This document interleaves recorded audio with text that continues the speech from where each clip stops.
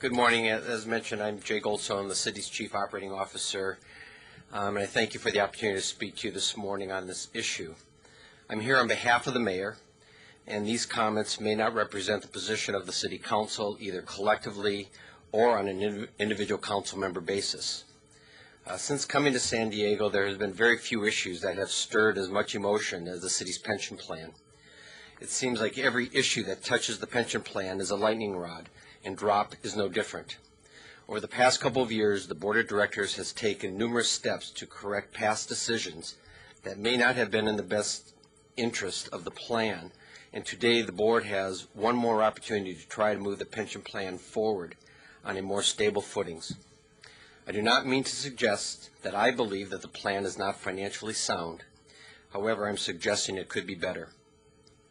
Over the past year, and especially over the last several weeks, the markets have been more volatile than at any other time in history, and in the past week alone we have seen the largest one-day gain and the largest one-day loss in market history.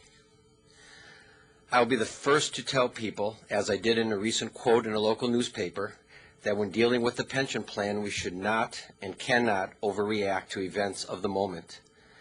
What we can and should do, however, is to make sure that we have strong fiscal management and principles in place to ensure that we maintain a strong pension plan for the long term. Pension plans must and should be managed over a 20 to 30 year time horizon. I recognize the fiduciary responsibility you have as board members and the level of confidence that that gives you. But I believe that responsibility and decisions must not only take into account the welfare of plan participants, but also the plan sponsors. I believe it is a board's responsibility, if not legally, at least morally, to ensure that the financial strength of the plan is maintained in order to minimize the volatility and level of ARC payments. To that end, I am before you today to ask that you reconsider your past practice of paying DROP participants 8% on their DROP account, and to also not tie the interest rate that you do pay to the actuarially assumed rate of return, now at 7.75%. I believe this is too high.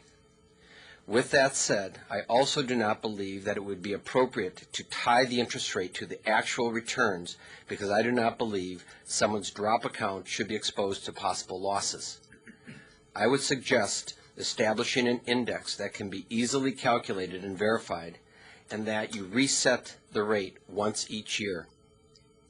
Since a participant in DROP typically participates for a full 5 years, I would suggest using a 5-year average of a 5-year equivalent treasury. Since the deposits into the DROP account are meant to be safe and the preservation of principal should be a key component, then interest rates applied should be commensurate.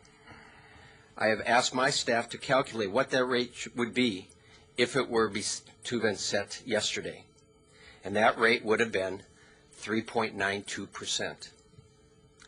The 5-year close yesterday of Treasury was at 2.84, but the average interest rate for the period of September 03 through October 16th of 08 was this 3.92%.